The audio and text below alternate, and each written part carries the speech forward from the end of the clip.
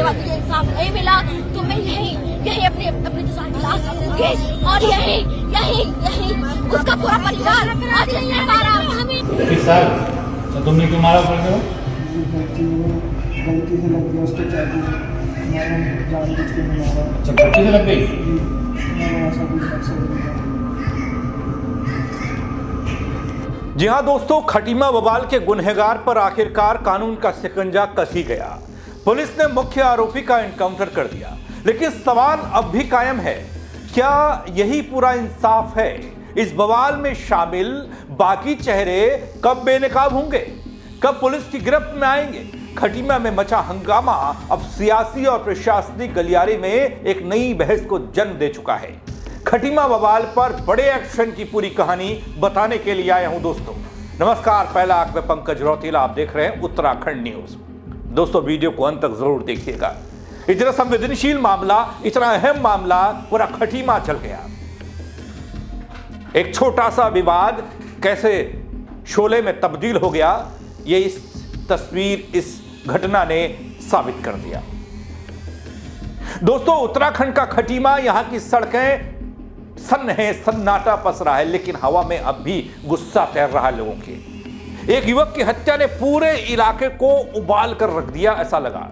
हालात ऐसे बिगड़े कि पुलिस को हाफ एनकाउंटर करना पड़ा। मुख्य आरोपी सलाखों के पीछे है, बाजार पर बुलडोजर चला है और कानून व्यवस्था को थामे रखने के लिए धारा 163 लागू कर दी गई है, जो पहले 144 हुआ करती थी। ये बीएनएस की धारा है। सवाल बड़ा यह है दगड़ियों, क्या खटीमा में अब शांति लौटेगी? या अभी भी बवाल की आंच बची हुई है कहीं पर, चिंगारी छोटी सी? खबर को अंत तक जरूर देखिएगा। दोस्तों, ये खबर बेहद अहम है, संवेदनशील है। मैं पहले आपको बता चुका हूं और मैंने इस पर एक पहले वीडियो भी बनाया था, जब ये पूरा घटनाक्रम और आगजनी और पथराव और सड़क पर लाठीचार्ज पुलिस का देखने को मिला था, वो उस पर भी मैंने सवाल किए थे। लेकिन मैंने पूछा था इस बवाल के पीछे का वो चेहरा कब बेनकाब होगा, लेकिन पुलिस ने वो उतनी भर कार्रवाई तो कर दी। दोस्तों, उत्तराखंड के खटीमा में युवक की हत्या के मामले ने पूरे इलाके में तनाव को पैदा किया। हालात काबू में करने के लिए पुलिस और प्रशासन के पसीने छूट गए, सख्त कदम उठाए गए। दरअसल 23 वर्षीय तुषार शर्मा की हत्या के मुख्य आरोपी हाशिम का पुलिस ने एनकाउंटर किया। इस कार्रवाई में आरोपी के पैर में गोली लगी, जिसके बाद उसे झनकट चौकी क्षेत्र से गिरफ्तार कर लिया गया। क्या नाम है तुम्हारा? मोहम्मद हासिम। मोहम्मद हासिम। पिताजी का क्या नाम है? अनुबार हुसैन। तो क्या पता कहाँ रहते हो तुम? Ward number Gotiya 10। Ward number 10 Gotiya में, खटीमा। उम्र कितनी है तुम्हारी? 21 साल। 21 साल। अच्छा, तुमने क्यों मारा पड़ते हो? मुझे गलती से लग गया उसके चाकू, मैंने जानबूझ के नहीं मारा। अच्छा, गलती से लग गई? मैंने ऐसा कुछ मकसद नहीं था। घटना के बाद बढ़ते तनाव को देखते हुए खटीमा में रविवार को बीएनएस की धारा 163 लागू की गई। पुलिस बल की तैनाती बढ़ा दी गई और प्रशासन शांति व्यवस्था बनाए रखने में जुटा रहा। दोस्तों, खटीमा पुलिस के अनुसार तुषार की हत्या के मुख्य आरोपी हाशिम की तलाश लगातार हो रही थी।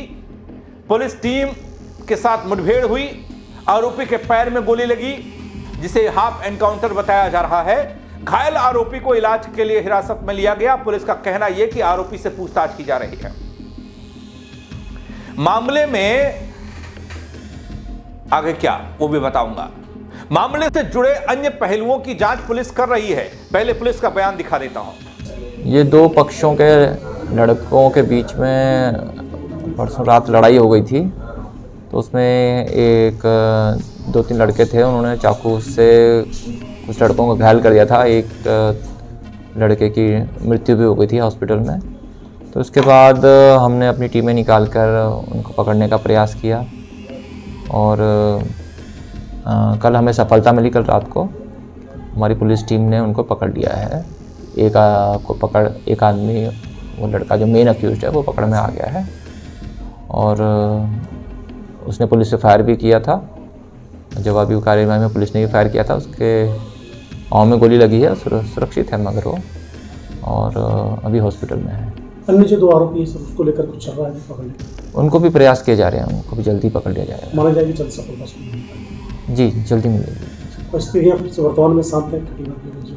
जी हाँ, शांत है। पूरा पब्लिक का सहयोग पुलिस के साथ है। पुलिस प्रशासन पब्लिक का आपस में अच्छा कोऑर्डिनेशन है और जनता से पूरा हमारे साथ जनता और जनप्रतिनिधि सब सहयोग कर रहे हैं, तो स्थिति सभी ठीक है।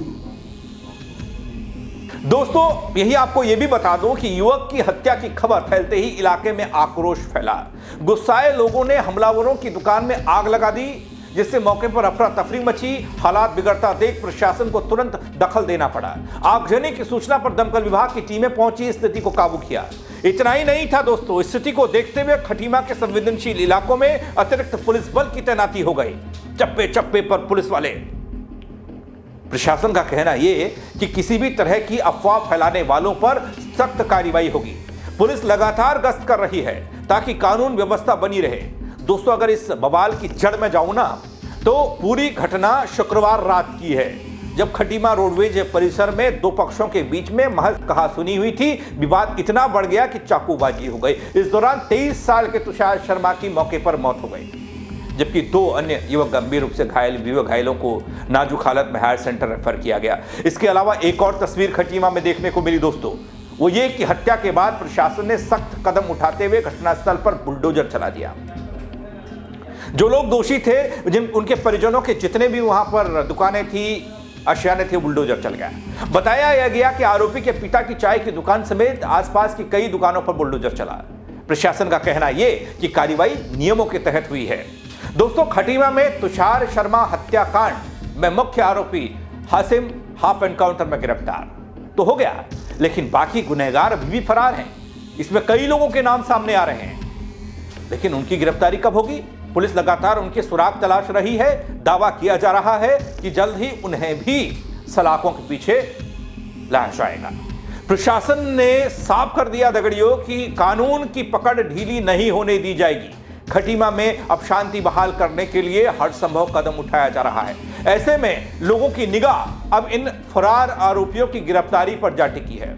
घटनाक्रम बेहद दुर्भाग्यपूर्ण था और इसको कुछ लोगों द्वारा गलत रंग दिए जाने की कोशिश की जा रही थी, लेकिन स्थानीय जनता जो बहुत समझदार जनता है, उसने इस पे सब लोगों ने मिलजुल के काम किया और स्थानीय जनप्रतिनिधियों ने इसमें मिलजुल के काम किया। स्थानीय प्रशासन की बेहद सक्रिय भूमिका रही और उनके द्वारा भी एक अच्छा संदेश दिया गया, क्योंकि ये प्रदेश माननीय मुख्यमंत्री जी का प्रदेश है और पुष्कर सिंह धामी जी के द्वारा स्पष्ट कहा गया है अपराध मुक्त और भय मुक्त उत्तराखंड हमने बनाना है। तो उसी कड़ी में आपने देखा होगा तत्काल इस पर कार्रवाई हुई और जो भी अपराधी प्रवृत्ति के लोग थे जिन्होंने ये कृत्य किया, पुलिस द्वारा उनको दबोचा गया, उनके खिलाफ सख्त कार्रवाई की जा रही है। और उनके जो भी और भी गलत धंधे हुए, कोई अगर नशे से जुड़ा हुआ भी है तो उस पर भी लगातार काम किया जा रहा है और उनके खिलाफ सख्त से सख्त कार्रवाई करने का संदेश प्रशासन द्वारा दिया जा रहा। माननीय मुख्यमंत्री जी लगातार इस पर नज़र रखे हुए हैं और खटीमा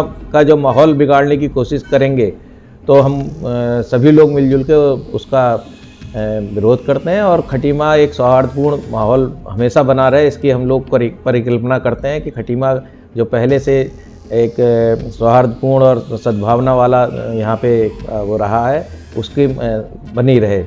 हम सबसे पहले माननीय मुख्यमंत्री श्री पुष्कर सिंह धामी जी का धन्यवाद और आभार व्यक्त करते हैं कि उनके दिशा निर्देश में त्वरित कार्रवाई करके अपराधियों को जो है पकड़ा गया है और उन पर कार्रवाई की गई है। और उसके साथ साथ स्थानीय प्रशासन और पुलिस प्रशासन की भी हम भूरी प्रशंसा और उनका भी आभार व्यक्त करते हैं कि उन्हें त्वरित कार्य करके जो शहर की फिजा खराब करना चाह रहे थे उसको रोका। हम कल से लगातार चेयरमैन साहब के नेतृत्व में पूरी पार्टी भारतीय जनता पार्टी जो है लगातार पुलिस प्रशासन से भी पीड़ित पक्ष के लिए मदद की गुहार कर रही है, उनको न्याय के लिए कार्य कर रही है। शहर की फिजा खराब ना हो, शहर में कोई सांप्रदायिक दंगे न भड़के, इस सब के लिए हम लोग नज़र रखे हुए हैं। और जो लोग इस तरह के कार्य में पाए जाएंगे, हम पुलिस प्रशासन द्वारा और शासन स्तर पर कार्रवाई करने की मांग करेंगे। खटीमा क्षेत्र एक शांतिपूर्ण क्षेत्र रहा है। जिस प्रकार से हम लोगों ने राज्य के आंदोलन से इस खटीमा के लिए संघर्ष कर रहे हैं, हम आगे भी चाहेंगे कि हमारी पार्टी इस कार्य को शांतिपूर्ण तरीके से सबको साथ लेकर सबका साथ सबका विकास इस कार्य में हम करेंगे। और आज भी हम अभी स्थानीय प्रशासन से चेयरमैन साहब के नेतृत्व में हमारी पार्टी और क्या नाम का पीड़ित पक्ष के यहाँ जाएंगे, जिसमें हमारे सह प्रभारी हिमांशु जी हैं, जिले उपाध्यक्ष हमारे अमित पांडे जी हैं, मनोज वाधवा जी हैं, नीरज जी हैं, हम सब लोग इस काम पर करेंगे और चेयरमैन साहब के साथ मिलकर जो भी है इस कार्य को जो रह गया करेंगे। एक दूसरा, बार एसोसिएशन की ओर से हमारे सूरज राणा जी वो अध्यक्ष थे, उनसे हमने बातचीत करी है, तो उन्होंने कहा न्यायिक कार्य के लिए जो भी वकील की व्यवस्था होगी हम उसके लिए बार एसोसिएशन की ओर से उनकी मदद करी जाएगी। Thank you. दोस्तों, खटीमा सुलग उठा, खटीमा जल उठा, महज कहा सुनी का मसला और कैसे बवाल में तब्दील हो गया। अब पुलिसिया कार्रवाई पर सबकी नजर। मुख्य आरोपी का एनकाउंटर कर उसे पकड़ लिया गया, उसके पैर में गोली लगी है, लेकिन जो बाकी बचे आरोपियों की तलाश है वो तेज करनी होगी। लेकिन एकाएक ऐसा माहौल क्यों बिगड़ा, इसकी जड़ में भी जाना होगा। क्या कोई एक अलग तरह की खटीमा में चिंगारी सुलग रही है? खटीमा वो इलाका जहां से तो सियासी तौर पर प्रदेश के मुख्यमंत्री आते हैं, चुनावी क्षेत्र उनका है, चुनाव वहां से लड़ते हैं। संवेदनशील इलाका इसलिए क्योंकि नेपाल नजदीक है। और खटीमा में तनाव बड़ा सवाल, बड़ा एक प्रश्न चिन्ह लगा देता है। इसको लेकर आप क्या कहेंगे, कमेंट के जरिए बताइएगा दोस्तों। और हाँ, खबर को शेयर करिएगा, और लोगों तक ये जानकारी पहुंचनी चाहिए। बहुत से लोग जानना चाहते हैं कि अगला अपडेट क्या है, किस तरह की कार्रवाई हो रही है। मेरे साथ जुड़ने के लिए आप सबका बहुत शुक्रिया। जय उत्तराखंड। मैं मीडिया से कह रही हूँ 2 घंटे बाद मुझे इंसाफ नहीं मिला तो मैं यही अपनी किसान की लाश रखूंगी और यही उसका पूरा परिवार आज नहीं रह पा रहा हमें। किस साल तो तुमने क्यों मारा पड़ गया? गलती से लग गया उसके चाकू, मैंने जानबूझ के नहीं मारा। अच्छा, गलती से लग गई? मैंने ऐसा कुछ मकसद नहीं था।